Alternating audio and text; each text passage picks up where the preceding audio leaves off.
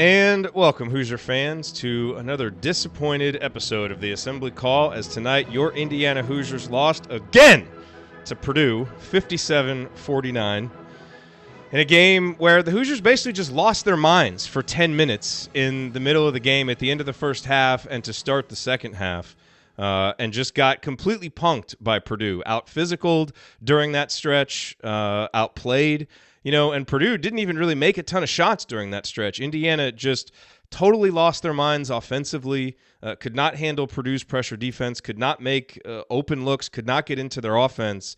And, it was just a black hole in the middle of this game that erased all of the good work that Indiana did at the very beginning of the game, that they did coming back, because the deficit was just too much to overcome, and Purdue ends up winning the game 57-49. I don't even want to know how many straight wins this is for Purdue. I just know that I'm sick and tired of losing to Purdue, and this game certainly didn't make me feel any better about that. The loss drops Indiana to 18-10 on the season, 8-9 in conference play, still in fine position for the NCAA tournament, but on a night when you lose to your arch rival, we can keep those thoughts far away and just try to talk about what went wrong in this one. I'm your host, Jerod Morris. I'm here with the coach Brian Tonsoni and Andy Bottoms. We will break it all down for you on this edition of the Assembly Call IU Postgame Show. And let's start this show the way we start every show, and that is with our banner moment. And for the banner moment, I'm going back to about the 3:30 mark in the second half, and that is when Race Thompson got a rebound off of a Rob Phinisee miss and scored. That made it 48-42, which is the closest that Indiana had been in a long time. And boy, early in the second half, when Indiana was just getting run out of the building, and I think at one point Purdue led by 18 maybe. I think that might have been their biggest lead. If you had said that Indiana would have, been within 6, I think everybody would have thought you were crazy, just, given how Indiana has collapsed in some games against Purdue and certainly in some road games this season. But to Indiana's credit, they stuck with it. They didn't execute well tonight. They didn't really play well. They didn't make the adjustments they needed to. But unlike what we've seen from this team in other games, they stuck with it. They stuck together, and they played hard. And Race Thompson was the best player on the floor. In that stretch for him where he got that rebound bucket on the possession before, Rob dumped the ball down into him, and he scored. It was a little 4-0 run for him. And it wasn't just the offense. On defense, he was the guy that was defending Travion Williams the best, making him work the hardest. He was rebounding well. He was getting steals and blocks. For the game, Race had 6 points, 8 rebounds, 2 steals, 2 blocks. It was, the second straight game where he was the best player on the floor for Indiana. And so certainly some positives that you can take from that. And, again, overall, while there's not much that you're going to take positive from another loss, because, this is not a great Purdue team. This Indiana team had been playing better, and I think we could have reasonably expected a much better performance than this. At least the fact that they stuck with it in the second half, came back and made this a game down the stretch, that is a sign of progress for this team for what they've done on the road. And so, there's going to be a lot of negative talk on this show because that's what happens when you lose to Purdue. But I do think it's at least important to show that maybe that's a sign of progress. It'll only matter if they can carry it into Illinois and actually get a win on the road, because you don't get any extra credit, for just keeping it closer. But that is better than what this team has done on the road, and a big part of the reason they were able to do it is because Race Thompson brought the toughness and brought some of that, burgeoning ability that we've been seeing from him. And so that was, on a dark night, that was a bright spot for Indiana. All right, our banner moment tonight, as always, brought to you by our friends at Home Field Apparel, a company that was founded by an IU grad that remains based in Indianapolis. I know that Connor and the guys were in Mackey Arena tonight taking this game in. I wish that it had been a better performance for them to see. And while they do have Purdue shirts, of course we know, they're IU, through and through. That was their first school. And the reason why you should go to homefieldapparel.com and shop for their gear. Yes, you want to support Connor, you want to support IU grads and IU businesses, but most importantly, their gear is incredibly comfortable. So whether you're going to get a t-shirt or a long sleeve tee or a crew neck sweater or a hoodie, it's just the most comfortable gear that you can own. Andy is wearing his Assembly Call hoodie right now, so at least while he's not feeling good about the game, at least his body is comfortable, which is at least something for him right now. And they've got the unique logo, so they've got our Assembly Call gear there, but more importantly than that, they've got the Bison logo, they've got the Shoes logo, they've got the Indiana Champions t-shirt, a t-shirt that you won't see over on the Purdue site, of course, but comfortable, it's unique, It's the best IU gear that you're going to find around. That's why you need to go to homefieldapparel.com. And remember, because you're a member of the Assembly Call audience, you get a massive discount when you order at homefieldapparel.com. Use the promo code Assembly20 at checkout to get 20% off your entire order. That's Assembly20 for 20% off your entire order. Go to homefieldapparel.com today and get the most unique and comfortable IU apparel anywhere. All right, well, it is time to move the ball, find the open man, and get some opening thoughts from the rest of our team. And we will start with Andy Bottoms. Andy, your Bottoms line on this Indiana defeat. Just so many different ways to go here. Like you said, there was just a black hole in the middle of the game. IU really came out intent on getting the ball into the post, as they have been in these last couple games. They've been really successful. We got 6 early points in the paint and ended up with 20 for the game and got a lot of the rest of those late in the game. There was just a huge stretch in the middle of the game where they couldn't get the ball inside. Part of that was their inability to knock down shots to pull Purdue's defense away. Part of that was just not being as dead set on getting the ball into the paint, and really struggled from there. Ended up taking way too many 3-pointers, got open looks, and were missing them by a mile in the first half. And like you said, you want to credit them for really hanging around, because when it got to be 16, I was like, this is over. And the sad part was that really to start the second half, other than they gave up baskets on the first 2 possessions, and then Purdue only scored once on the next 10 possessions, and IU was only able to trim 3 points off the lead because they just couldn't score. So just lots of missed opportunities, I guess, is what this feels like. There were stretches of the game where IU got Purdue to take the shots that IU wanted it to take. And every time Matt Painter called a timeout or they came out of a timeout, Purdue got the ball into Travion Williams, and he scored almost every single time. They were able to isolate him inside in ways that IU was not able to isolate Trayce or any of the post players, and just had a guy that they could go to when they needed a big basket. You credit that to coaching, you credit that to Travion Williams and the spacing that they had. I mean, they were just getting guys just clearing everything out on one side for him, and IU just was not able to get any of those kinds of clean looks. And quite honestly, the physicality of the game, IU really shrunk from that for long stretches of the game, and just seemed generally intimidated, and thus missed shots that were good shots in the lane early in the second half that they just didn't really even come close to making. And I think that really just wore on them. And eventually they did respond to that. But for me, this was just a missed opportunity game. Everything was really there in terms of how IU defended and things like that. But just too many silly plays from upperclassmen who should know better at this point. But I don't know that anybody who's listening to the show and following this team closely can truly be all that surprised by it. And I'm sure we'll get into all that. So I'll just wrap it at that. Coach, it's Tonsoni time. What's on your mind? This was a disappointing offensive effort, and there were moments of some bad defensive performance. But I'm going to try to say this. Going into the game, playing at Purdue is tough. I know they've lost some games at home this year, but that place is a very tough place to play. And what I thought was the positive from my vantage point is kind of what you said earlier about Indiana normally in these situations would get beat 20-25. And 2 things might have to travel if Indiana's going to have a successful run. One, they're going to have to mentally handle adversity a little bit better, and I think they took a step in the right direction by keeping keep going. They didn't get beat by 25, which they really could have. The second thing is defense travels. And the last 3 or 4 games, there's been a better defensive effort. In fact, Indiana wasted a great defensive effort tonight because I thought Purdue was going to hit a lot of threes. I've seen them from Delphi Bracketology at Mackey just go crazy shooting the 3, and Indiana did a great job guarding the 3. Not so well with Williams down low. But I did think that it was a 0.898 points per possession, something like that. We'll find out with the final stats.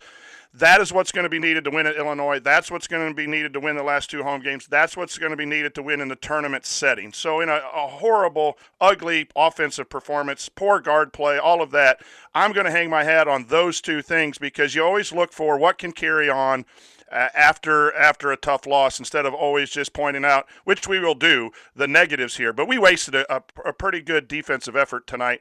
And just my hope then is this is 3 games in a row where I think, and in the Iowa game, you throw that in 4 out of the last 5, where we've been in the game, we've competed, we've done some things defensively that we needed to do, and then we didn't quit. I know that's just baby steps, and we should be beyond that at this point. I understand that, but it is what it is. And the guard play was just really, really bad tonight, from turnovers that led to home run plays to bad post feeds to missing shots, and no team is going to play well with bad guard play, and we've just had that way too much, and we are who we are. So move forward, get the next one at Illinois, and see what we can do in the Big Ten tournament. There are obviously lots of factors when you lose a game like this, but I think we all would have agreed coming into this game that a big key for Indiana, as it has been the last two games, would be getting Trayce Jackson-Davis involved. Like, he has to be the focal point. And it's not always how many shots he makes. As we saw against Penn State, sometimes it's about how many shots he takes. And just being aggressive and being that focal point of the offense can really be key for Indiana. He's a guy, I think he's averaging somewhere close to 14 points a game. He scored 6. We lost by 8. Now, I'm not saying that's exactly why we lost, but more important than that, Trayce only took 7 shots tonight. And shoot, 3, 4, 5 of those had to come at the, before the first TV timeout when Indiana was up 6-2, and I thought playing really, really well. I mean, for a while, that was going to be my unironic banner moment, which is the way Indiana started this game. Because, a lot of the ways that Purdue has blitzed teams is they've come out and just killed them from the opening tip. And I really thought Indiana came out with a good game plan. They got the ball inside. They weren't making shots, but they looked, relatively poised, at the beginning of the game. And then that all disappeared. And, so to me, two of the biggest issues tonight, one is just Trayce being a freshman, not being able to, handle kind of the physicality and maybe the emotion of the game or whatever it was, but just getting lost in the game. He just got lost in the game. When he came through late, and I think one of the buckets that he made late was right there at the very end, but he was just a non-factor. And this Indiana team is not built to win when he's a non-factor. But on the flip side, Purdue really sold out, Andy, to stop him. I mean, they were sending a doubler almost every time. They were really making it difficult on him, and that meant someone was going to have to step up and make some shots and try to soften up the defense and free things up a little bit, or the coaching staff was going to have to get more creative in how they got him involved. Neither of those things happened. So I put part of it on Trayce, for just he's got to be more active and visible in 30 minutes on the court. But at the same time, against a really good defense, he's not going to be able to do it all himself. But that inability for Trayce and for Indiana to get him involved and have him be the focal point, that to me is the biggest reason why they weren't able to get anything going offensively. And when that wasn't there, again, the team, they literally lost their minds for a part of the game. Like, it just looked like it was the first time they were all playing basketball together. And something's got to happen. Guards have to step up and make shots. Archie's got to adjust something, or Trayce just has to become a beast, or hopefully all of those things to snap Indiana out of those funks. Tonight, none of them happened. And, that to me is why that big black hole occurred in the middle of the game. And Indiana's just not talented enough overall, doesn't have enough shot makers to compensate for that on most nights. Certainly not tonight. Yeah, Trayce scored 3 points. He hit a free throw coming out of the very first media timeout. So he made a free throw at the 15:54 mark of the first half, and he didn't score again until within the last minute or 2 minutes of the game. And I look back through, he got 4 shots in about the first six minutes and change, and ended up taking 3 the whole rest of the way. So yeah, I think that was we talk about this. There was some decent passing early on between he and Brunk. In the post, where if they could get him the ball, the guy diagonal on the other side of the lane was open almost every time. I think Race found somebody for a basket out of a double team in that scenario as well. And so I thought they even passed the ball reasonably well out of the post to start with, but that really became a struggle as it went on. And you go back to not having enough guys that can really space the floor when you're playing Justin out there, when you're playing Brunk, there's just no place for him to operate. Purdue's just packing in the paint. There's no place to go. And IU was getting good shots in the lane. And like I said, they just missed him by a mile. It was, we were joking at my house whether they had greased up the ball somehow, because the ball's just flying out of everybody's hands early in the game. And then just what was going on with the shooting was. Steve Lavin was clear. There was corn on the cob at the pregame meal. He made that point over and over. It was butter. I think I was not listening to him even at that point. But, they got good shots. And at that point, I thought IU just got tighter and tighter as things went in terms of being able to take those shots, became hesitant in some cases to take them. Some guys probably were not hesitant enough to take them because you didn't see a whole lot of opportunities for guys to repost and try to get things back inside. Just they were so adamant and so adamant is really the best word I can think of these last couple of games about really pounding the ball inside. And again, you give credit to Purdue. They were really physical, and I thought IU backed down from that for long stretches of the game. It just wasn't there. And I think Archie was pretty frustrated with Trayce defensively at times as well. It seemed like toward the end, letting Williams drive on him a little bit. He pushed him out further, but then gave up a basket going to the hoop. I just thought he did kind of get lost, as you said, and struggled to find a way to get himself involved, whether that was on the offensive glass or some other way. I think that's where Race really had an impact. He was just really active on the offensive glass. He created shots for himself in some of the cases, or created shots for others by getting on the boards. Yeah, I mean, look, when you're relying on a freshman to be your best player, and when your guards in tough environments just can't make shots and can't make good decisions, you are going to be an inconsistent team, and that's what we are. And we saw it tonight. Coach, the other thing, and I want to get your thoughts on Trayce too, but I really thought the other thing that came out, because there were some good looks. Like Indiana, I mean, just bricked some really good looks. And this is where, the guard, like, to me, that really shows a couple things. It's a lack of mental toughness and a lack of fundamentals. Because when you're in a tough environment against a tough defense, those are the two things that allow you to make shots and still make plays even when things are tough. And those two things failed Indiana's guards tonight, especially when it came to shooting. They were rushing. The fundamentals weren't there. Rob hesitated on a few of them. When he just played in the second half, just drove and shot that pull-up, he looked like a different offensive player. But that's just not the guy that we saw for most of the game. And that, that's not something that is going to get better between now and the end of the season. That's something that takes off seasons and other recruiting classes to improve, and Indiana's going to kind of live and die with that for the rest of the season. Yeah, and what happens is when you get in tough environments and tough situations, you revert back to your training. And these guards are not elite guards. Rob has the potential to become one, but I will tell you, Xavier Simpson and Cassius Winston are a lot better as seniors than they were as sophomores. He's not at that level yet, and the pressure and the atmosphere got to him in the first half, and he found it in the second half. So he improved within the game. That is a positive. Yes. Al Durham is not a ball handler, and his turnover at 25-20 was just really bad. He dribbled in out of control, and the ball went to the other end, 27-20, and that kind of set the tone for the start of the second half. And so I think these guards, everyone, I think from the guard position, just got into an environment tonight where you were right. They got out of their mind. They didn't do the simple things. And they got rushed and they got sped up, and they kind of just reverted back to who they are, which is average at best kind of guards. We had foul trouble, and Devontae had to end the half as a point guard, and we all know that he's better when he's hitting shots and playing the two guard, not running the offense. So that was a problem in the last TV timeout when it was a 3-point game, and it was really important for Indiana to try to keep it 3 to 4 to 5 going into the second half, and ended up 9 because the guard play was so bad. And you're right, it is fundamentals, but when it's that pressure, that tournament pressure, that game pressure playing at Mackey, people do lose their focus or lose their mind, as you said, and revert back to where they are. And that's where better talent, that's where better experienced players should eventually not be as affected as they were tonight. And yet, with that, we saw some improvement within the game from Phinisee. So bad guard play, bad decision-making, bad execution. As far as the post, they were what we call blocks and elbows. They were playing in the paint defense until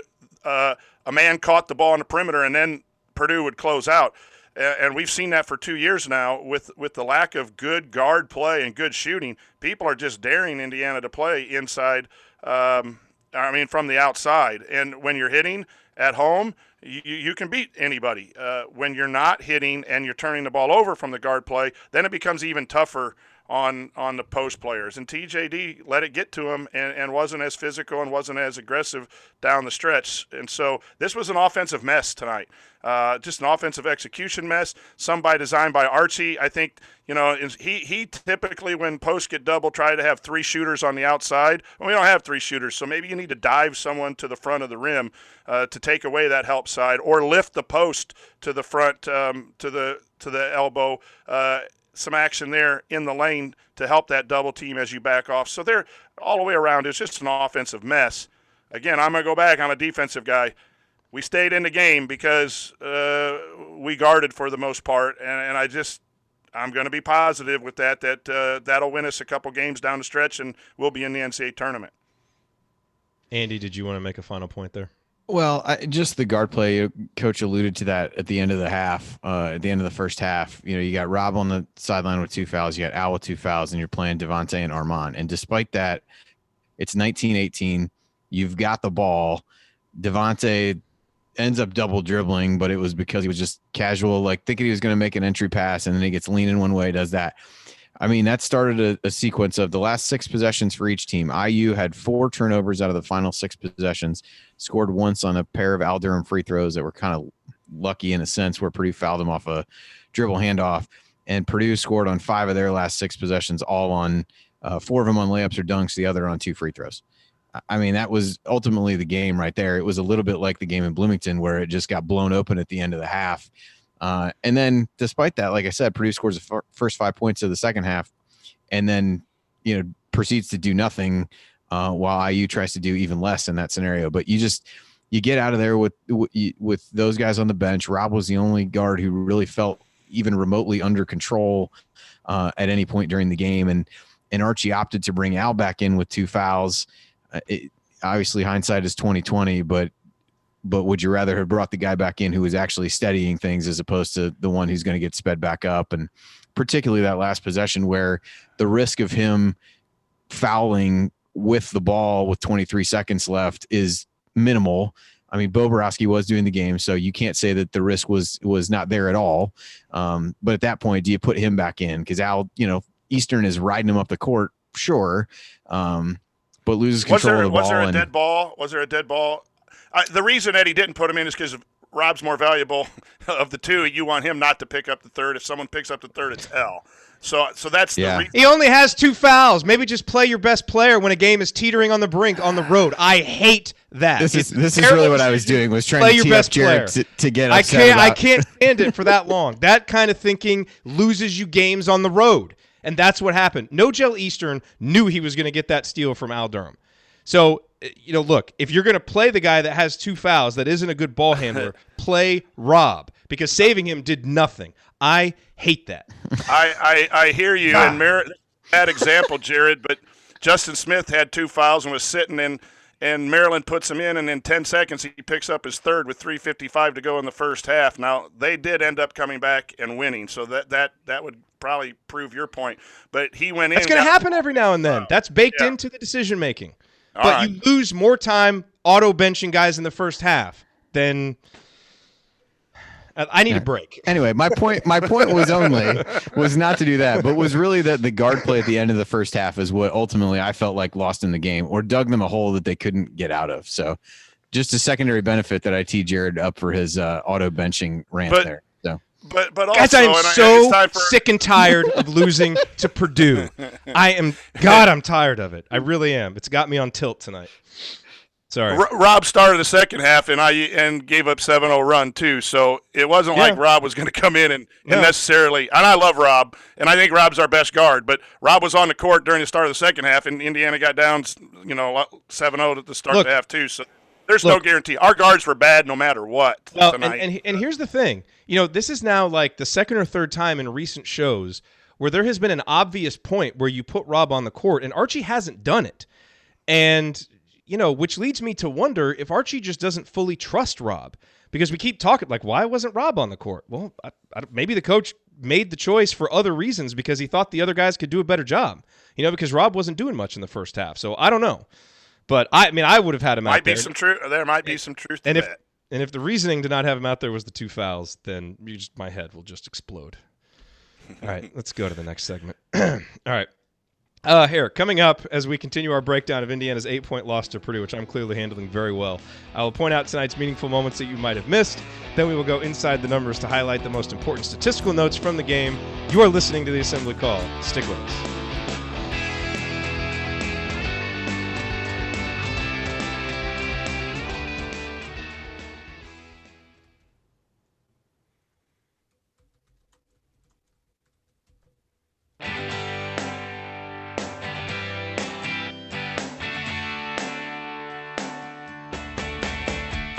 Hi, this is James Blackman Jr. I never miss an open three, and I never miss an episode of the Assembly Call. Join Jerod, Andy, Ryan, and Coach after every IU basketball game. Go Hoosiers. Thank you, James. You are listening to the Assembly Call IU postgame show. I'm Jerod Morris here with Coach Brian Tonsoni and Andy Bottoms. We are breaking down Indiana's 8-point loss to Purdue. It is time for tonight's meaningful moments that you might have missed, and we've mentioned a few of these already, because I was going to talk about the end of that first half, which, again, if and Andy, you mentioned this, if you think back to that first Indiana-Purdue game, that's where the game got out of hand for Indiana. And, obviously the moment that really sticks out is Al Durham just getting absolutely punked by No-Gel Eastern. And whether there's a foul or not, Al has to be better there. You have to be able to rely on an upperclassman in a situation like that. And that's, that's not Al's strength, but he still has to find a way to not turn that ball over and, give up a layup going the other way. And what is really disappointing to me in these games, look, Purdue has had better teams at certain points in recent history, and better teams are going to beat our teams, and that's fine. But there have been games and stretches in games where they just absolutely punk us. They're more physically tough, they're more mentally tough, they execute better, and they just literally bludgeon us on the court for 8 to 10 minutes, and that's the reason why they win the game, and that's what we saw tonight. And, so yes, credit to the guys for coming back and all of that, but until we can get to the point where we can match them, tough for tough and play for play and be able to not wilt from those moments, we're going to keep losing these games on the road like we have. And that's just something that the program isn't at that point yet. Purdue has a tougher program. They have a better culture than us right now. And it's only Archie's third year. I'm not saying, he definitely should be there, but, I certainly think you should get at least one win over Purdue in 3 seasons. So that, continues to hang like an albatross around his neck. But that's just my biggest frustration coming out of a game like this is, even with some of these positives that we're talking about, there was a stretch for 10 minutes where Purdue just absolutely wanted everything more and was tougher. And that's just really hard to handle. And, one play that I have to point out because it just made me slap my head in dismay. And, it leads to a larger point about a guy like Al Durham, who as a junior has to be better in games like this. You just have to get more than you got from Al Durham on a night like tonight. There was a play at the 16-minute, 45-second mark in the second half, Coach, where he and Joey Brunk were out on the perimeter. I think Al was guarding Hunter, and there was another guard out there.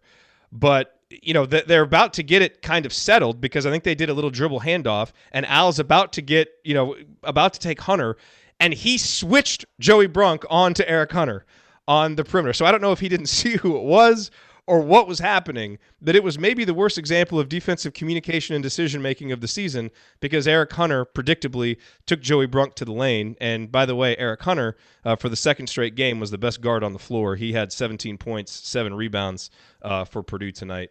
And that's just not going to cut it. So anyway, that, Coach, when I saw that, I mean, that's either a sign that you're not locked in, that you're afraid of guarding. I don't know what it was, but it was just another example of Indiana totally losing their minds, during that stretch when this game was lost. Yeah, I don't know what to tell you, but I would imagine that's not strategy to switch Joey Brunk onto Hunter. Those are one of those where the assistant coach gets yelled at by the head coach if you got the scout. What are you doing? What did you teach those guys down there? It's always the assistant's coach's fault when things like that happen because it's just not. It just makes no sense. And again, that's what happens on the road. That's what happens. And you're absolutely right. It is a toughness issue. And we've talked about that over and over again. And I know some people think that you should be able to coach that out of people. And if that's the case, then it hasn't been done. But I also know that if you're not as mentally and physically tough as a player, that only shows up 50-50 at best at times. And when you go into an environment as was tonight, that's when the lack of toughness sometimes shows. And again, maybe I'm being Mr. Positive tonight. And again, I thought it was a lot less than what we've seen on the road, like the quit job at Michigan. It was a lot less. So I think they're coming around. It just wasn't good enough tonight, obviously, because that 10-minute out of mind segment that you keep repeating, it was true analysis. But it's funny how sometimes when things happen in a game colors your perception, because if that had been the final 10 minutes of the game, we might have a different tone, an even more different tone on the show. But so there's and here's the other thing, Jerod, where I think you're absolutely right. It was a big segment for the team, but it's also small segments for certain players. Whether it be a bad trip offensively, then a hustle down, a missed shot, fall down. I think Justin Smith had one. Then he comes down and he's angry and he fouls someone on a rebound instead of just going for the rebound.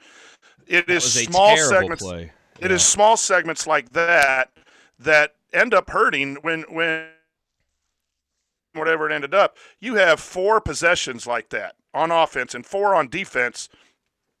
That's a problem.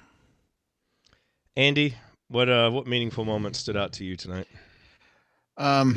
Well, this was in that sequence, but it was, basically you come in or you come out of the locker room after that and immediately give up an offensive rebound on the very first possession of the second half that led to Boudreaux going to the line for a couple free throws.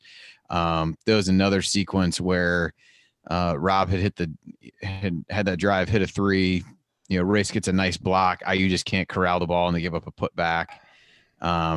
Just little things like that where like 1 or 2 plays that might really put you over the edge could matter. And like I said, Purdue, when IU made that little run where Rob scored those 5 points in a row, they took a timeout. They immediately came back out. They got 4 straight buckets coming out of that. One was on that putback. That was the first one, but they got, the next 3 all right inside. Just really like when IU was doing well defensively, they were getting Purdue to settle for threes, which they did not shoot well, but it felt like whenever Purdue really buckled down and wanted to get the ball inside, they could.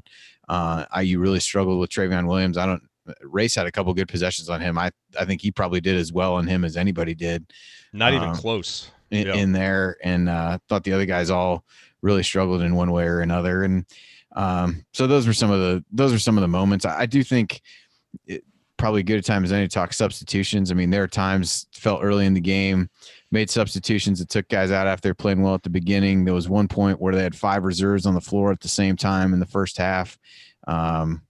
Just thought that really threw off some of the rhythm. You start Brunk again in the second half, like rinse, repeat on that, everybody's thoughts. But I just thought there were some coaching things. There was some dissension with Archie and Bruiser.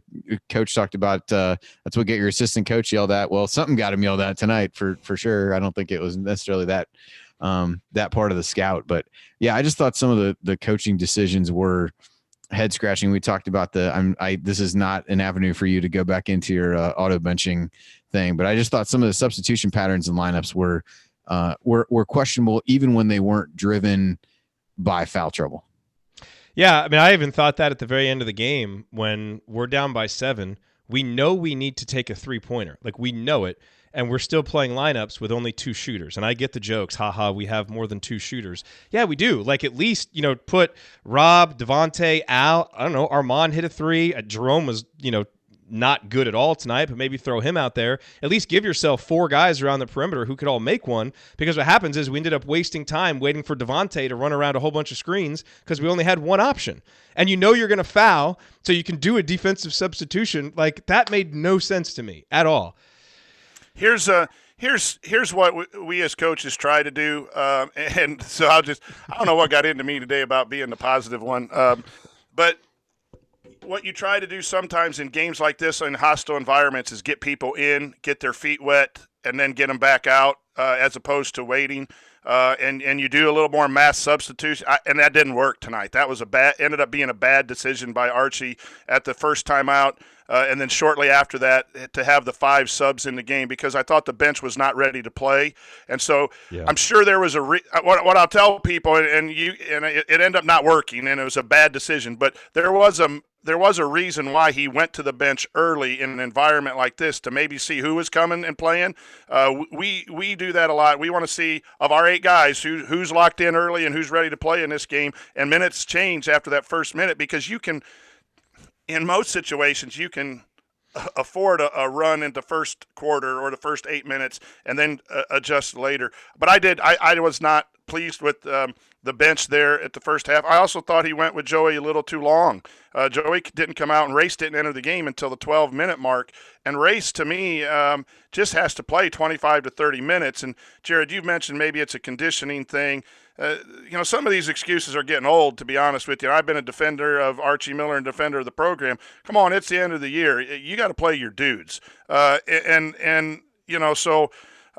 certainly think he can handle more than 21. Yeah, I think he's got to get 25 to 30 minutes. He just brings an energy. I thought he was one of our better players tonight. Might not have been statistically. So I just think sometimes I think Archie tries to play too many people. That is an honest criticism for me. He tries to get everyone in the flow, try to keep everyone happy, and you know what? You got to play your dudes. And some nights it's this group, and other nights it's this group, and if players can't handle it, then they need to leave the program. I just think you look at box scores, guys, and there's a lot of teams that are playing 8 guys, and their 8th guy is only getting 7 or 8 minutes. And at this point of the season, in a lot of programs, they're not playing 10 or 11 guys. And I know why you do it. You do it because you believe all of them are somewhat equal and they can produce, and you want to keep everyone in the locker room happy. But tonight I thought some of the rotations and minutes were a little bit off. And then Devontae played too much too, but when you're down 17 or something, you got to hope for a Devontae miracle, like he gets hot and throws in 4 in a row. So you almost got to throw him out there, because he's the one who can just pop. I know that doesn't make a lot of sense, but sometimes you just got to, if you need offense, you got to go with the guy who can bring offense and live with that decision. So There's reasons behind every substitution. Tonight it looked like the good decisions were a lot less than the bad decisions, or at least the decisions were well grounded. They just didn't turn out as well as you would hope from the coaching. I mean, look, it's hard. I thought Devontae played very poorly in the first half and was our best guard. That's the hard part. So I mean, if Al Durham is giving you more on offense, if Rob is being more consistently aggressive, then maybe you don't do that. But I kind of understood why Archie kept playing Devontae, even with all the mistakes he was making. Because you had to have someone who was going to try and make shots. The one guy who actually looked confident shooting, and he only got 1 shot, was Armand, who really did a nice job knocking down that 3 in the corner. And I'm not saying he hasn't exactly done enough to give you a lot of confidence that if he plays more, he's going to be able to make shots. But this was one of those games where there's not a lot of options for Archie, from the guards. I mean, they just didn't. And if Franklin misses that, we're all over him for shooting too quick. Well, we're happy with that shot because it went in, but I really think that shot was too quick. But I did like his aggressiveness tonight. I thought he was ready to play. He was ready to play. Yeah, stay on his feet. He was. Yeah, well, everybody was slipping and falling. There was a lot of that. The one thing I would say, to go back to Race, I mean, you talked about him only playing 21 minutes. He played 16 in the second half. He only played 5 in the first half because he had 2 fouls. That is not true. That is not a cue to Jerod to bring that back up. Well, I do think an interior player, it's a little bit harder. He's so valuable. You should sit him. Yeah. Anyway, such great logic. Yes, and there we are. I mean, I just thought the guards in general, it seemed like the team just Purdue was putting so much pressure on. It just seemed like they became even less aggressive, and just kind of backed into a shell. Armand on the one drive where he at least got fouled. I mean, that stood out because nobody else was really trying to drive to the basket. Rob had some of that in the second half, but during that stretch of the end of the first half, everything was on the perimeter. They settled for threes. And that's how you end up with, sure, some of the threes for Devontae were late, but he ends up taking 14 threes in the game. I mean, and I would agree with you guys, despite that, of you kind of got to have somebody out there who, on a night where your offense is pretty lifeless, can maybe give you a spark. But He just didn't have it. It just felt like they backed off. I felt like I was watching my third graders at times when other teams get really like physical and aggressive. Like we just kind of go into a shell and dribble side to side and don't even attempt to go to the basket. And I truly felt like that's what I was watching for long stretches of this game. Yeah. No, you're absolutely right. The shooting percentage was also roughly the same as my third graders. So it was. Well, you had Joey Brunk with a pull-up 17-footer on the wing. That's just a give-up shot is what that is. There was a slight run, and all of a sudden Justin Smith does a little shake and bake 17-foot jumper. And he had Race open on a roll to the basket on that play too. So again, out of mind, not focusing in on what needs to be done. You win at Minnesota, you win at home against Penn State by throwing the ball inside, and you got guys like that taking jumpers. That at least just drive through somebody at the rim. If you get blocked, so what? Do something. But you guys are absolutely right. It just the brain dead offense was amazingly sad tonight. It was. Yes, it was. Let's talk numbers real quick. I mean, look, obviously you're not going to look at the box score and get past 25.4% field goal shooting, 20.8% from the three-point line. I mean, you are just not going to win many games like that. And, when you're watching a basketball game, some days shots are going to go in, sometimes shots aren't going to go in. You don't typically criticize guys for missing shots. I think this is one of those rare games where it's actually fair to criticize guys for missing shots because, as we talked about earlier, it was rushing. It was taking bad shots. It was not being, when you're a guard, you have to make open looks, or at least a decent percentage of them, and it was a total systems failure when it came to shooting. And there were enough shots out there for this to be a better offensive performance, as amazingly bad as it was. So, I mean, Indiana had 16 offensive rebounds and 4 blocks and 7 steals. Like, there's some good things that pop out at you and, some other bad stuff. But, man, those shooting percentages, I mean, you're just not going to win games on the road when you shoot that badly. You got to make some shots. And Indiana just did not have the mental toughness and ability to do it tonight. I think one of the stats was, 3-point shots that didn't even draw rim. I think we had 4. Oh, geez. Or at least 3. That actually feels low, 3. to be honest. We had a 3-point shot on an out-of-bounds play, wide open. Top of the backboard. Hit the top of the backboard. Hit the top of the backboard in college basketball. I can't explain it. But, yeah. So, yeah, those numbers. Whoo. I mean. Yeah. We had a 15-footer bank high off the glass and missed the rim from a guard. I mean, you can't draw that stuff up. And you lose by 8 or 9 or whatever it was on the road by playing good defense. And it ended up I'll throw that out. 0.95 was the defense because we had to foul at the end, and it went from 0.89. And so, that's, again, where all the metrics are kind of messed up, too, because if you try to win and foul, then your points per possession go up and your net goes down and all that kind of stuff. Purdue's net will be 3 tomorrow because they won, and IU's will be 87 because KenPom's in love with Purdue. What a bunch of Purdue manure that is. Sorry, I went negative. I told myself I was going to stay positive. Archie, we cannot handle more losses to Purdue. Like, literally. Look what it's doing to us. We're all losing our minds. Yeah, I mean, the only other stats, obviously you're not going to have a high assist total and you can't make shots, but 6 assists and 13 turnovers for IU. I do think some of that speaks to this is pretty poor ball movement. Again, we're getting a lot of assists in some of these other games by really, really punching the ball inside. Totally got away from that. So you end up with 6 assists over the course of the game.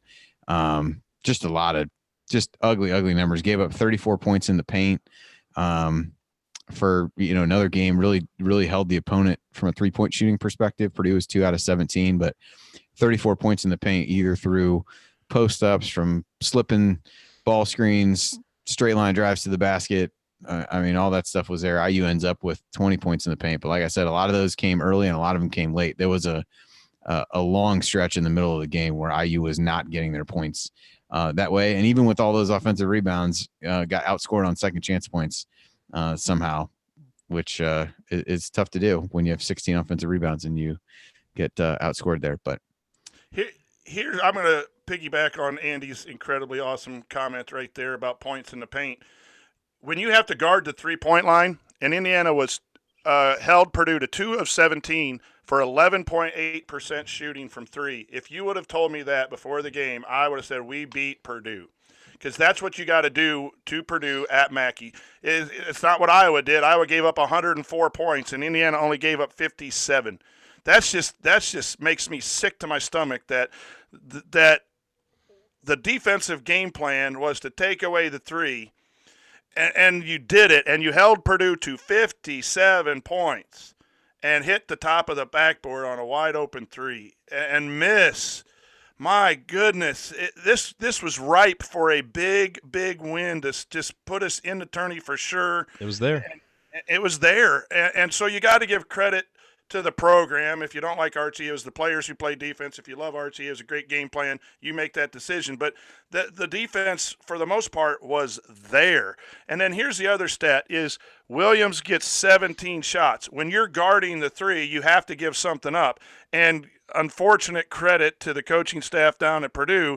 They ran stuff pick and roll. They got the post coming out of timeouts, and the game was getting tight. They went into Williams, and they executed. And people might say, well, how does Williams get 17 and Trayce Jackson-Davis only gets 7? Well, we're out guarding on the 3-point line, and there are 5 guys around Trayce Jackson-Davis, so it's hard to get in. And when he gets it, he's doubled. That's why the team needs balance and needs 5 threats, or at least some post players to be very efficient. Yeah, that is well said, Coach. I mean, the further we get removed from the game, you kind of look back on it, it's like a win was there to be had. Absolutely. Like with a bad offensive performance, we win this game. The defense was good enough to do that, which is how Archie wants to win some of these games. And the offense was just worse than bad, and that you just had that horrible stretch in there. But man, I'm gonna tell you guys too, makes it more frustrating. And the chat mob and everyone listening, that's ultimately what you want in a program, because defense should be a consistent. It's heart and mind. And if you can bring defensive effort and execute defensive game plans against an excellent shooting team on the road, that eventually is a program that you will be happy with. The offense will come and go, and you really want to be a fan of a program that can, in bad nights, still be in games when things aren't going right on the other end. And that's been the problem on the road. When the offense hasn't been there on the road, we quit and give up 20, 25-point losses or 15-point runs and all that kind of stuff. Tonight, there's some stuff there to dig into and be positive. And then as players come in that can shoot and drive and pass and do those things offensively, that's at least what I'm going to go to bed tonight dreaming of, I guess. Yep. 3-point shots that actually hit the net, not the top of the backboard. That's a good note to end on for this segment. I can shoot better in that offensive play. Coming up on the Assembly Call, we're going to hand out our game ball, hit any other lingering storylines from this game, and then we'll look ahead to Indiana's game this weekend against Illinois. Then it'll be time for Last Call. That's next on the Assembly Call. Stick with us.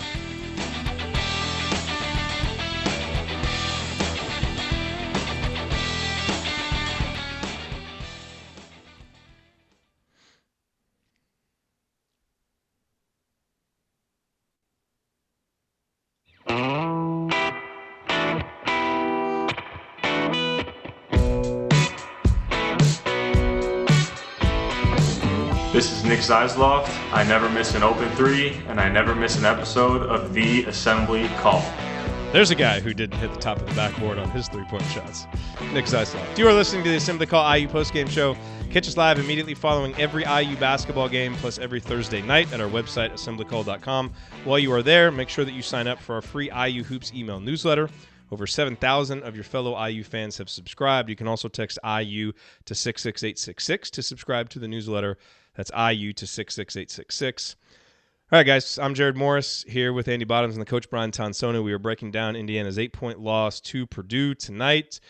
Before we get to the game balls, Andy, I want to piggyback on something Coach said there because, look, we are all just dejected about losing to Purdue. And, even a 1-point loss in a really, well-played game, this is Purdue. We have to stop losing to them. So, there's no amount of sugarcoating it that's going to make any of us feel better about that because we're sick of it.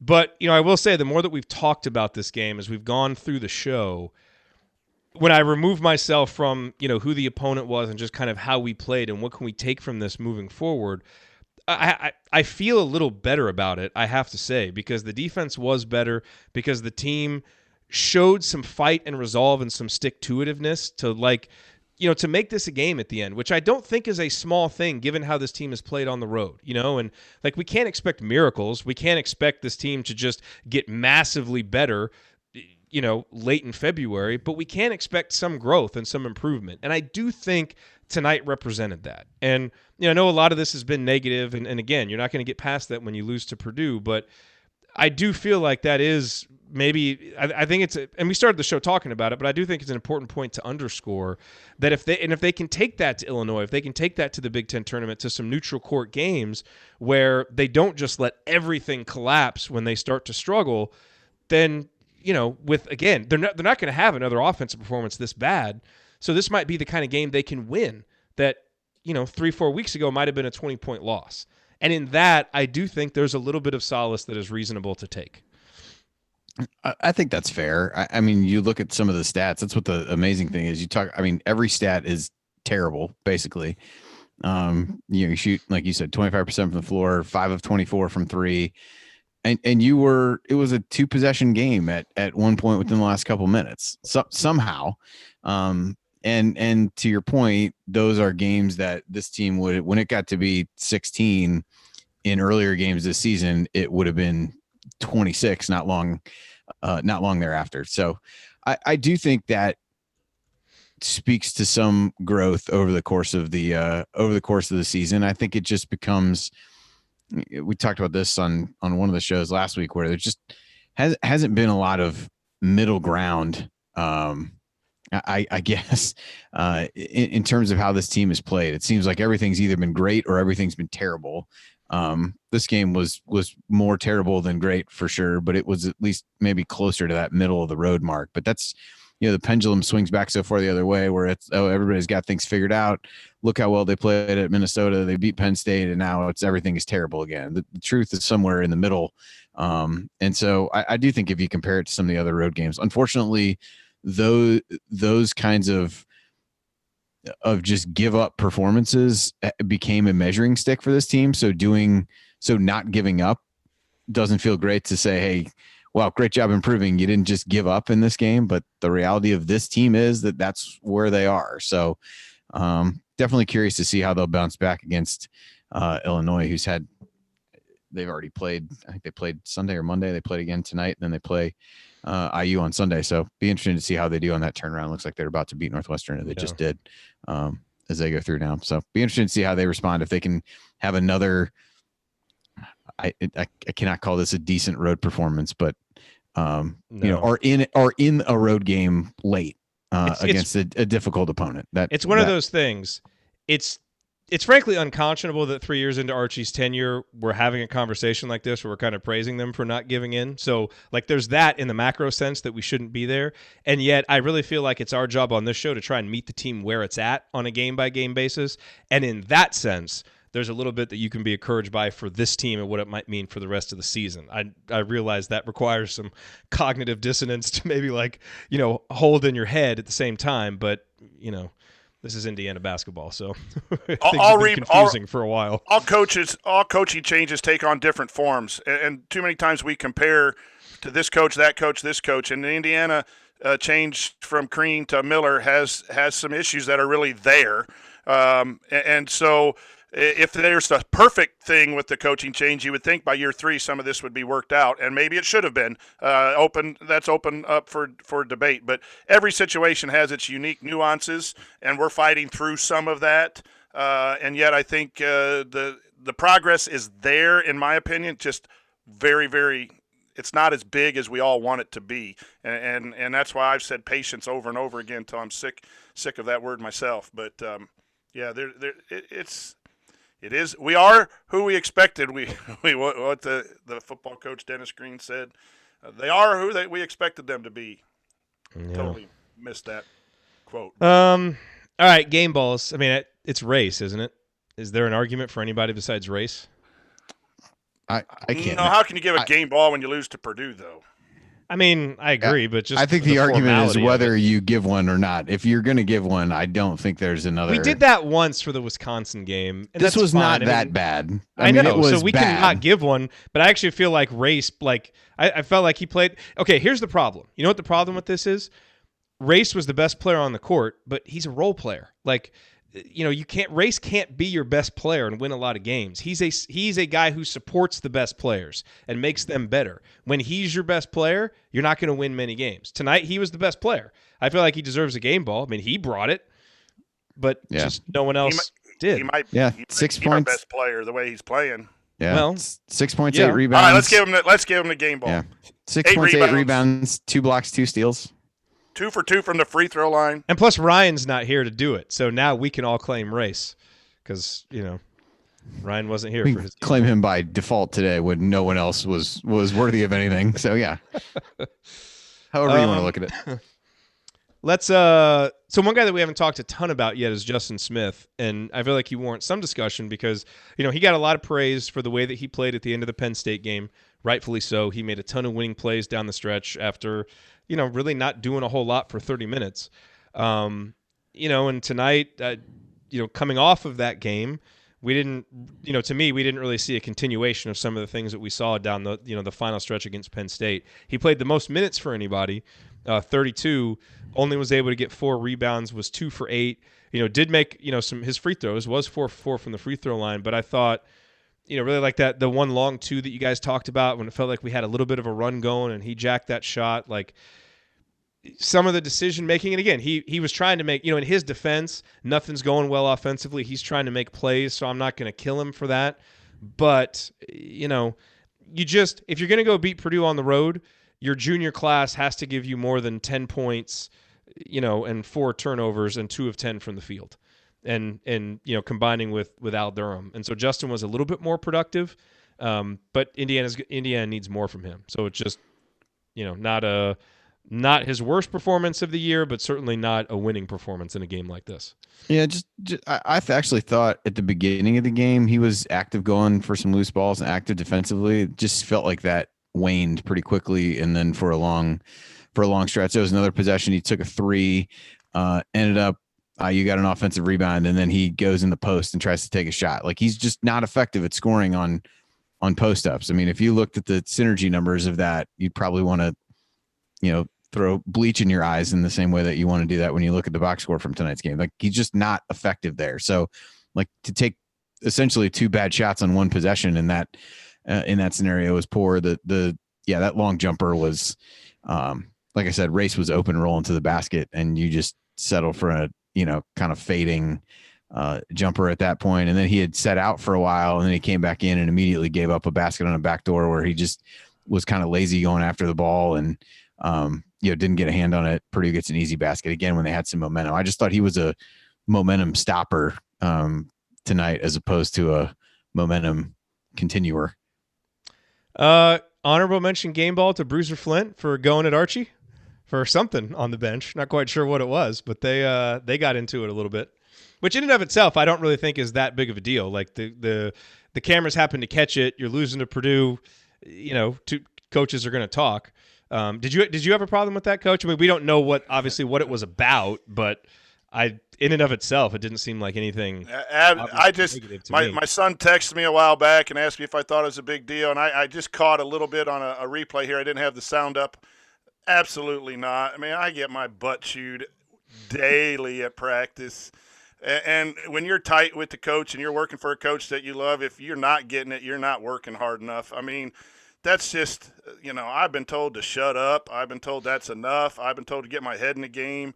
I called for a double team the other night on the best player, and we were only doubling at the post, not the 3-point line, and gave up a basket, and I got ripped. I mean, that stuff happens, just like players make mistakes. You just, if the coach isn't yelling at you, then he doesn't care about you. That's the way I've been brought up as a player and as a coach. And when you're a family, you have a little disagreements, and in basketball, it's going to be a little bit loud. And I like that stuff. Mm-hmm. I don't like being yelled at. I wish I never made a mistake, but this dude makes mistakes too, so I deserve it every once in a while. That's just coaching. Happens all the time.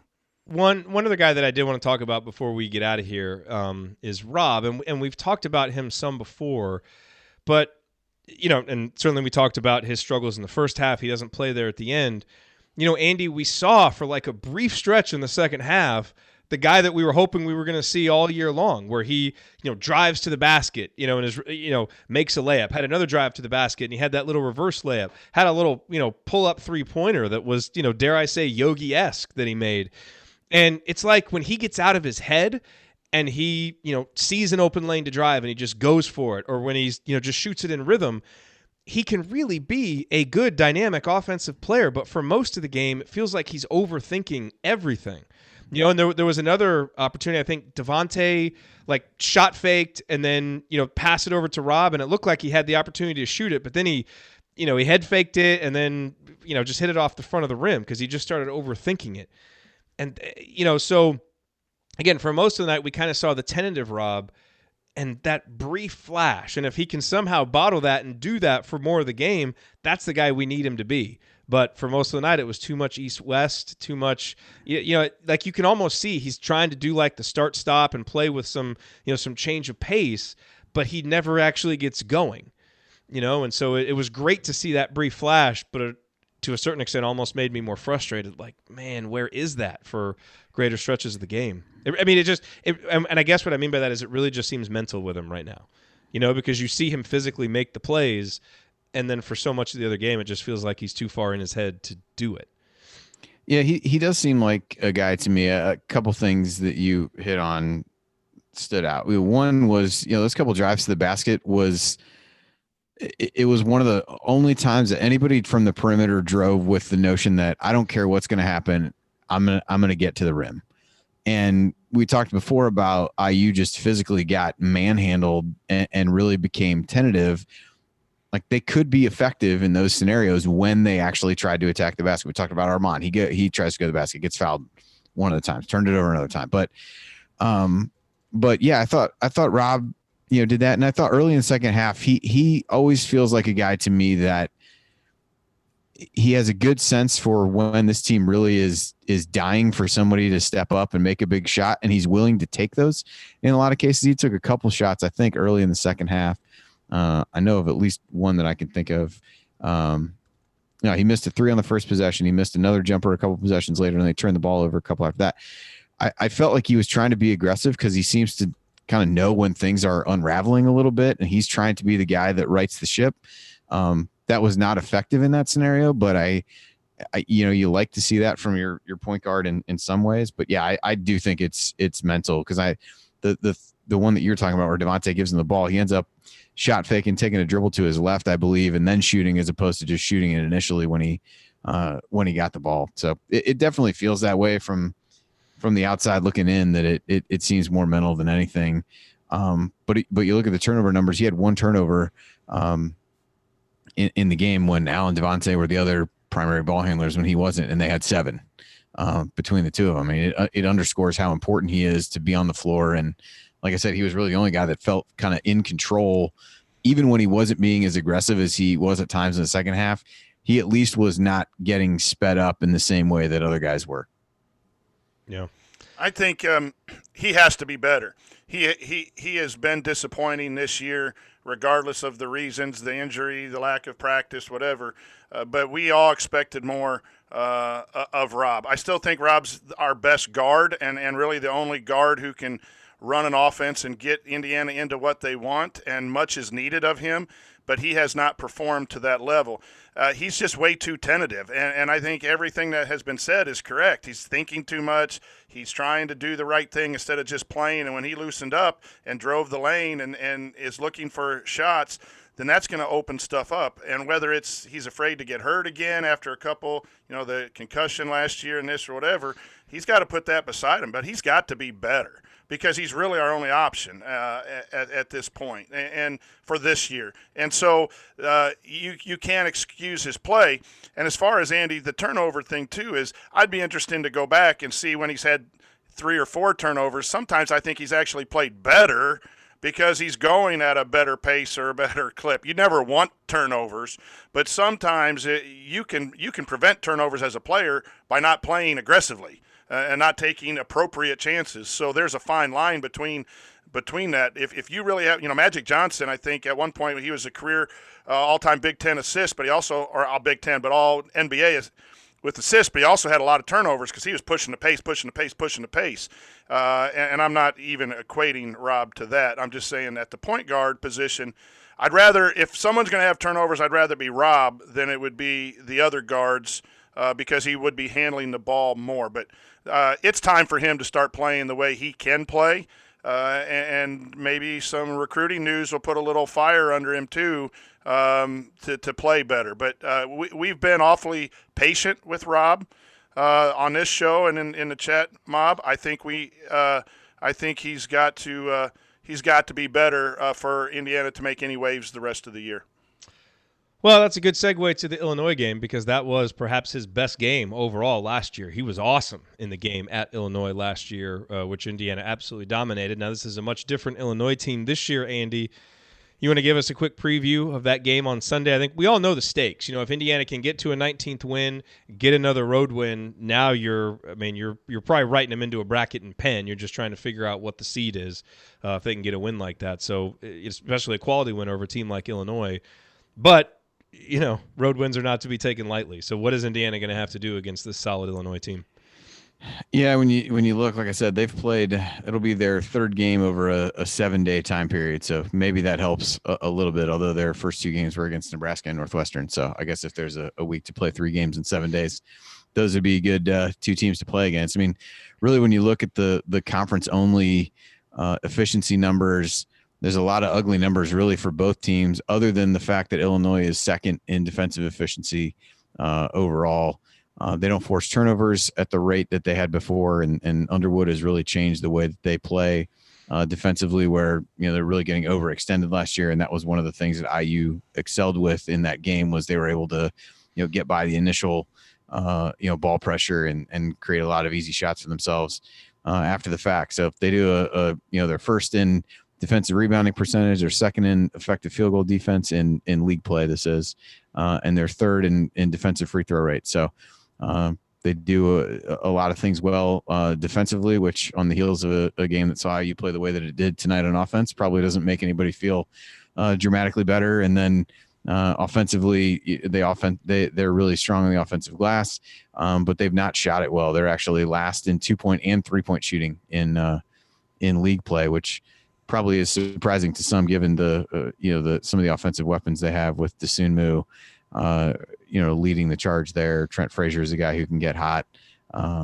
Georgie has not been what people thought he would be as a sophomore, and then Kofi Coburn has had good moments as a big guy inside. So, a lot of challenges just in terms of personnel and how IU's able to defend, but IU's got a string of some good defensive performances. So. If they can do that, they're going to have to find ways to knock down shots to open up the floor a little bit. There's just no 2 ways about it. Got to get back to getting the ball inside as they did before. See if you can get Coburn into some foul trouble, which is a possibility with him, and see what you can do that way. But somebody's got to be able to contain Dosunmu with the ball. That probably falls on Rob in large part. So be interesting to see how he's able to do in that, given the importance of him that we just talked about. I've been able to see Illinois play twice, covering for Delphi Bracketology. Was over there again there in Nebraska. I will also be there Sunday on press row, or my press row is way up at the top. But the Dosunmu guard, who's going to guard him, as Andy said right there at the end, is going to be vital to see that. I also will watch this. This might be a game where we could see a resurgence in Joey Brunk, and I know everyone's a little down on him right now, but the physicality for Coburn, and Coburn being big is a challenge, but I've seen a lot of post players be able to spin on him, go under his arm, shot fake, get him up in the air, and those are some of the moves that Joey does well. And so, sometimes they leave one-on-one coverage because he's so big. And quick spins and up and unders, those types of post moves for Trayce and for Joey and Jerod in there, those are some of the things I think our post players do well. And it'll be interesting to see if they double after seeing what happened with Purdue? Are they just going to leave Coburn one-on-one with our post players? So that is going to be an interesting matchup, at least from what I've seen in a couple games that I've seen live and also on TV. I think those two things are going to be key. And then you can't let Frazier – when they win, Frazier goes off. And you got to keep him in check from the three-point line.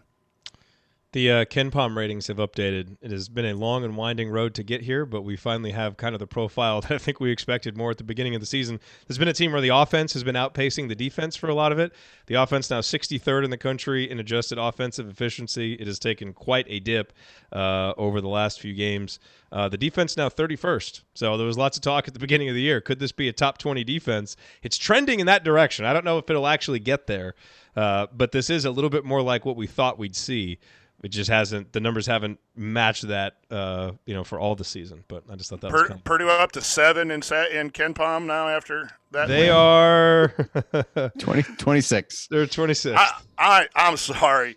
I'm so tired of losing to Purdue. I'm so tired of an 8-10 record. But I'm so tired of everyone thinking Purdue's got a great resume, and that if I hear one more time, the computers love Purdue. They got 14 losses. They got 11 quad 1 losses. They don't have a good resume. They haven't won enough. Purdue is officially the best team in the country that doesn't win. Yes, exactly. Except against IU, unfortunately. The greatest line. Yeah. Well, they did beat Indiana twice. Those bastards. So maybe I should shut up. No, maybe we should just beat them. They've lost 14 times. Why couldn't we be one of the teams that beat them one of these 14 times? Archie, beat Purdue. Amen. Like, seriously, it's time. And, he doesn't need us telling him that. I'm sure he feels the same way. But seriously, let's end this nonsense. You're listening to the Assembly Call IU postgame show. Remember that because you're an Assembly Call listener, you get 20% off your entire order at homefieldapparel.com with the promo code Assembly20.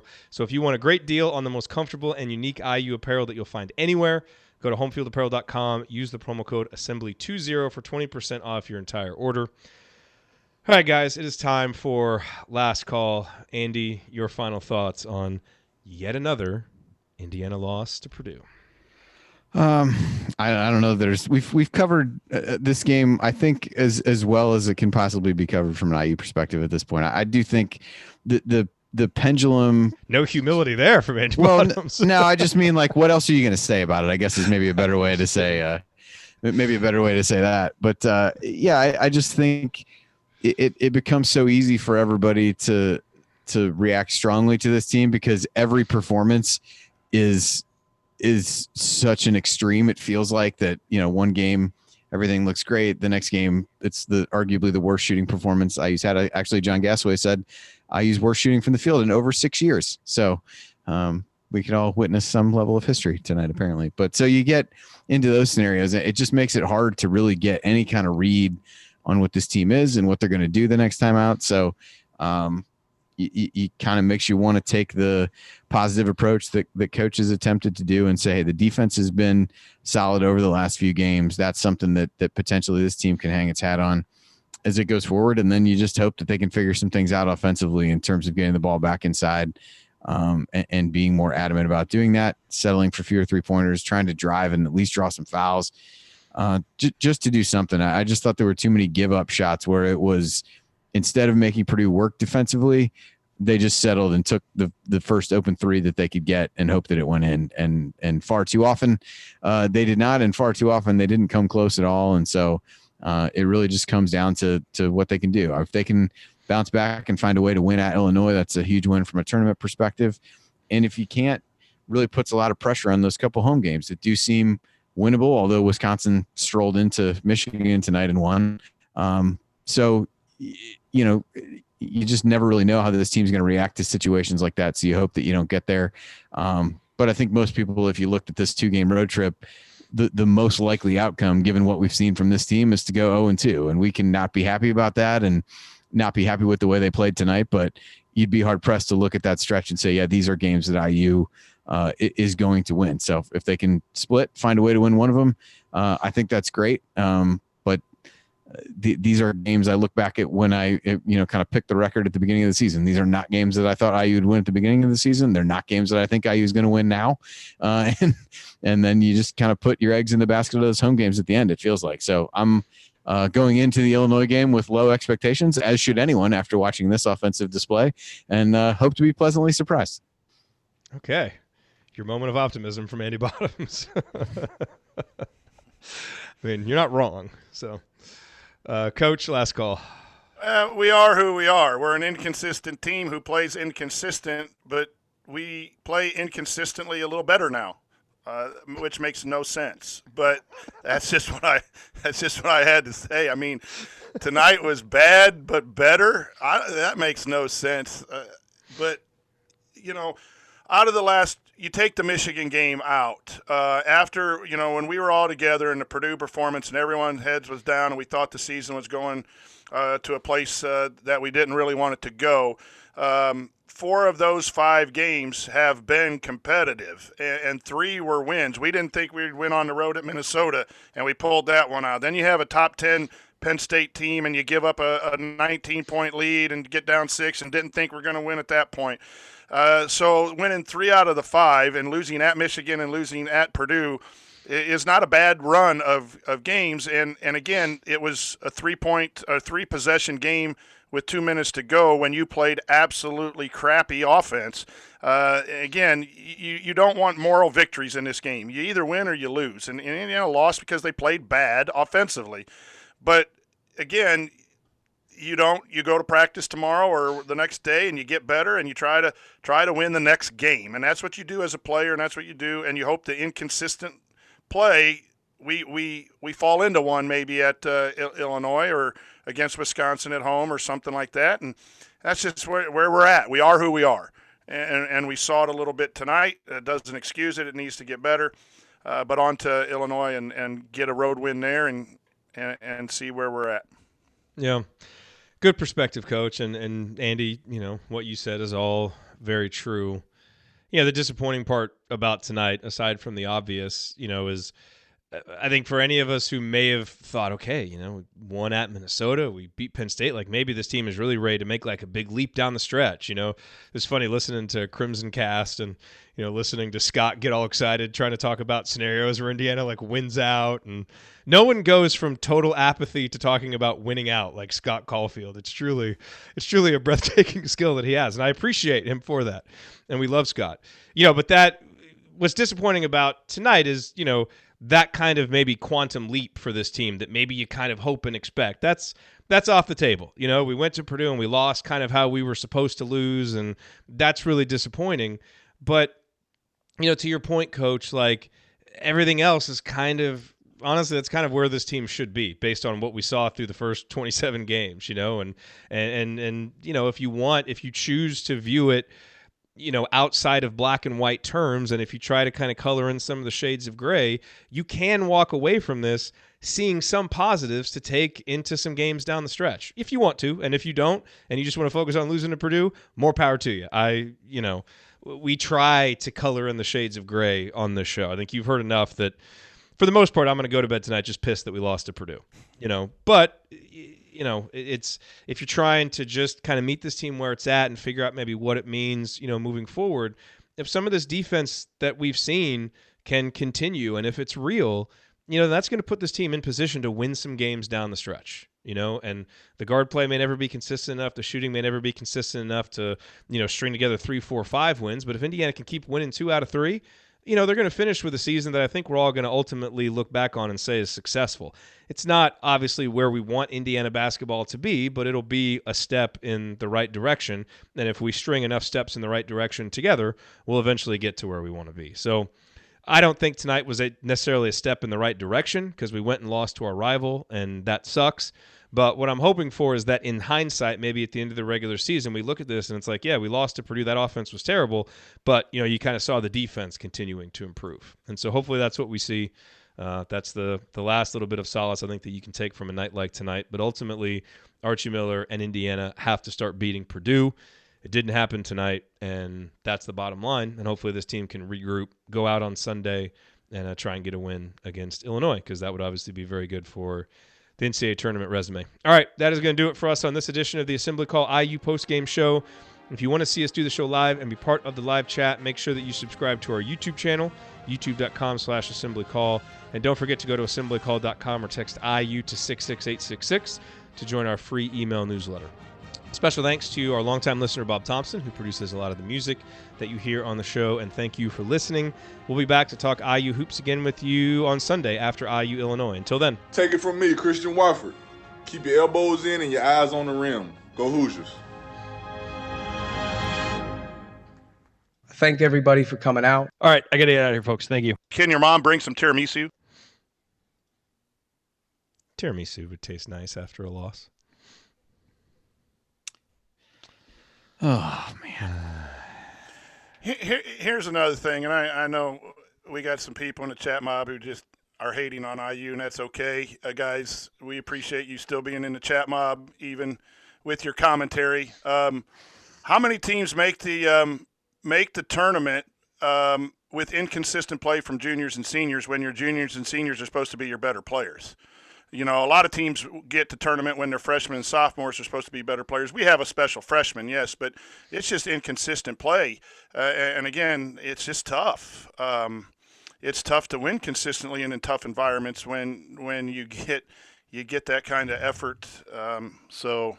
Boy, we got some late anger in the chat. We got some people coming in here late that are really bringing the heat, man. Oh boy. I'd go to bed. Show's over. Was it over when the Germans bombed Pearl Harbor? God. Hell no. Who's with me? My goodness. Okay. Rachel asked. I know a lot of people are saying like, oh, why don't you just do like the whole second segment on Christian Lander? Like, look, I'm really excited about Christian Lander. Next Thursday, when we actually do a full Assembly Call radio, Ryan will be here. We're going to do our Christian Lander scouting report. I am ecstatic that young man is coming to Bloomington. I think he's going to be fantastic. But this is game night, and we are focused on this team right now.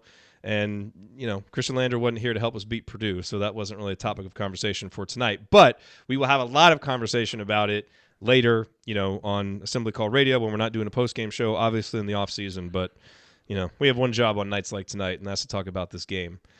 And all right, so let me share some other fake wisdom or whatever I give you guys.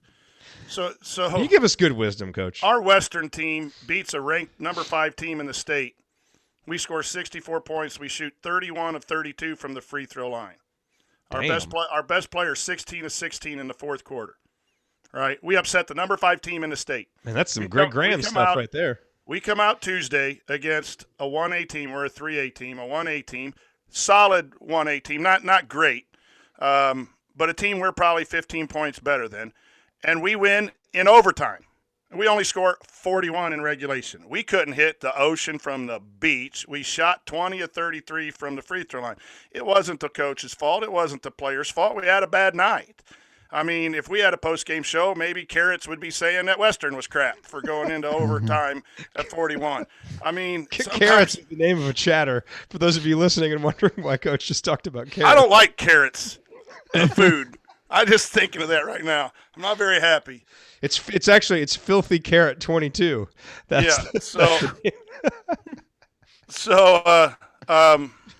Filthy carrot 22.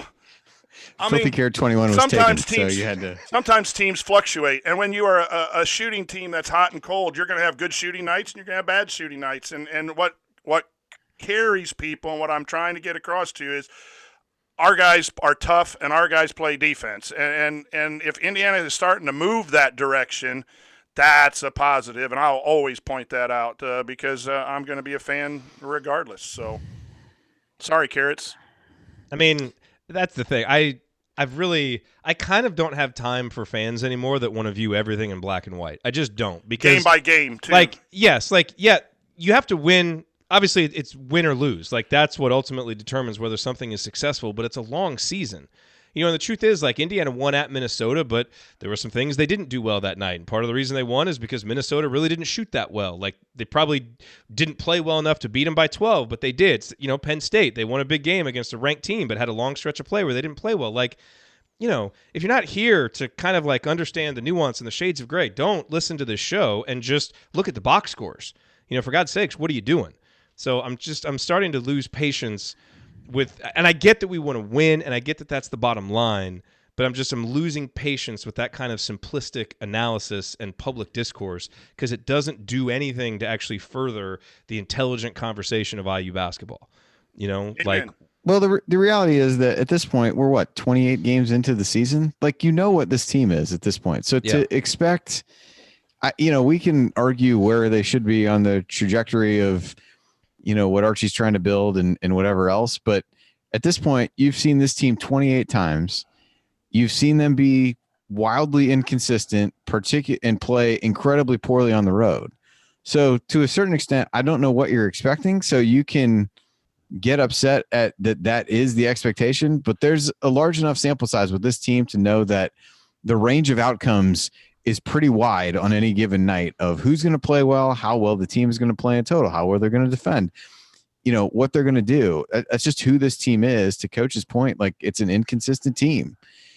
So I just struggle with, and like I said, I think that there have been so few like middle of the road. Oh, you went on the road and played well enough, but you just came up short, or you played somebody tough at home and came up short. Even the Maryland game from a margin standpoint was really low, but that was one that IU kind of gave away. So every performance there's just no middle of the road performances. So it lends itself to this wide fluctuation in how you feel about every game, because there just isn't that middle ground that one game they look great and the next game they look awful. And there's not going to be a game in a stretch of however many that are really there. But, kind of like I said at the end, I look back at predictions I made. I'm dead on the record at this point. I missed some games along the way, but they're 18-10 is exactly where I expected them to be at this point. Just didn't take the exact road to get there, but it's not a good road team. They've not played well at Purdue in however long. Like, I just struggled to, and that it sucks to say this, but I struggled to really believe that this team was going to go in there and win. And they played well enough at the start and gave you some hope, and then just disappeared for a while. And that's kind of why I said what I said about the Illinois game. I mean, this team has not played well enough on the road for anyone to feel remotely confident that they're going to go into Champaign and win. If they win, that's great. If not, go home, win your home games, get to the tournament, which everybody said at the beginning of the year would have been a reasonable accomplishment for this team, given who they lost, given the personnel and everything else. So they control the ability to get to where everybody thought would be a reasonable season. They've just, swerved across 3 lanes of traffic and then swerved back the other way 15 different times over the course of the season. Yeah. And look, we've got some great chatters that, I think sometimes make some comments that I don't think are fair criticisms of things that we do. We can talk about this now because it's, the very end of the show. But Roger says, oh, great, 3 years down the road, we're happy we play hard. Seriously, that's not intelligent conversation either.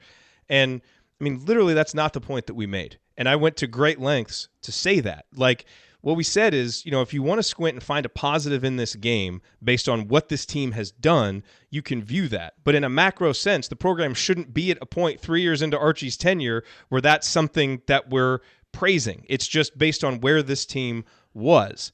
And it still doesn't make, the overall performance good. So, you have to be able to sometimes hold conflicting opinions in your mind, because there's a time for like micro conversations about this specific team, and then there's an off season for macro conversations about where the program is at. So I just, it frustrates me a little bit when I think people mischaracterize things that we say that aren't actually the points that we're making, which I don't know. Maybe we just didn't. Maybe I didn't make that well enough. So I will take responsibility for that. But where this team was and how they've performed in other similar situations. Again, I guess I go back to, like, you can say that that's not a great measuring stick, but that's the measuring stick that's out there for this team. It shouldn't be. Yeah, it definitely should not be. But that's what this team has, like, set that expectation of. We pack it in on the road, and that is unfortunate, but tonight they didn't do that. So is that some small sign of growth? Are we grasping at things? Maybe we are, but I don't think anybody's excusing the fact that that has somehow become the barometer for what this team has done. At least I don't think so, but I'm also just at a point where with this, I don't know. It just doesn't, I got excited when they came back. I was, thinking that somehow could they pull this out or whatever, and they lost. But, like, I don't know. There's just too many more things that are more important than that, to like go live and die with every loss of particularly this team. It just isn't, that part isn't worth it to me. By the way, Nick said maybe he was referencing Archie's post-game comments more than yours. Maybe so. I am cranky. So I should probably people can mischaracterize that. People can mischaracterize this all they want. But when you show up in the chat room and you say, we lost this game because the coaching staff is totally incompetent after winning 2 games and getting Christian Lander, you really show your ass. You can mischaracterize that all you want, chat mobbers, but you show your ass when you say totally incompetent. You can say something is wrong, you didn't like his game plan, you didn't like his timeout, but you show your ass when you do that. That's just not right. And that comes from a coach. And that just comes from a coach because, we're not perfect. We make mistakes. We don't sub right. We call zone offense. We call that. But I don't know one coach who ever purposely is incompetent enough that they don't want to win a basketball game. Simply put. And the bottom line, too, I'm sorry. I love a coach who doesn't necessarily throw his players under the bus at the collegiate level. They are going to say that you play hard. You are going to compliment people. And our head coach, when he's in the radio, every time we lose, he takes it on himself. We didn't have a game plan. You know what? We thought we had a great game plan. But we take it on. We protect players. That's what coaches do. They protect players. They build a program. Now, I'm not saying Archie is the greatest person in the world. I didn't like his subs today. I didn't like the fact that he wasn't diving people on the post double. I thought he was responsible for this loss just as much as the players were. But don't come and say totally incompetent when you're talking about coaches. That's ridiculous. Have a good night, everyone. Okay. We're out of here. I get that all the time at the high school level, and it just drives me nuts. Just drives me nuts. Thank you. You're welcome. All right. That is a good note to end on, Coach. Thank you. I don't see why we would end any other way. So. I think that is the only way to end.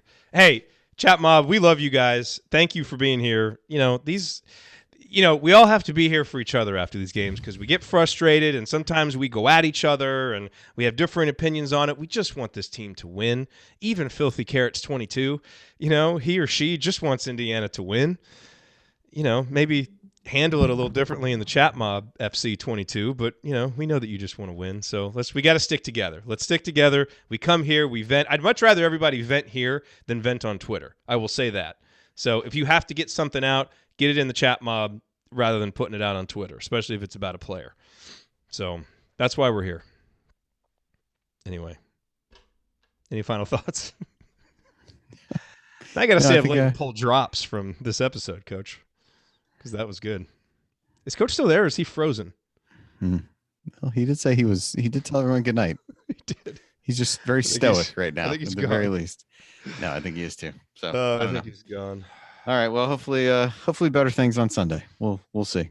Well, like I said, everything is still possibility to get to the tournament is right there. So, Yeah, it is. It is. Thanks, everybody. We love you guys. Roger, I'm sorry I called you out. I'm just cranky. I'm going to bed. Good night. Just auto bench yourself. Pretend that you have 2 fouls and just put yourself to bed. God damn. All right. All right. Good night, Andy.